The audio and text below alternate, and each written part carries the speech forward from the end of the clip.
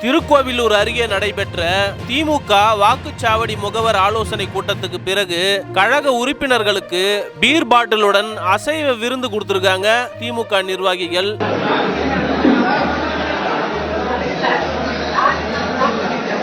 இப்படி வெளிப்படையாக மது போதையை ஊக்குவிப்பதுதான் திமுகவின் சாதனையா? போதைப் பொருட்களை தமிழ்நாட்டில் வேறறுக்க அரசுக்கு துணை நிற்பேன். திமுக நிர்வாகிகளை மேடையில் வைத்துக் கொண்டு மது விலக்கு மாநாடு நடத்திய முதல்வர் ஸ்டாலின் அவர்களுடைய ஆலோசனையின் பேரில் தான் இதெல்லாம் நடக்குதா?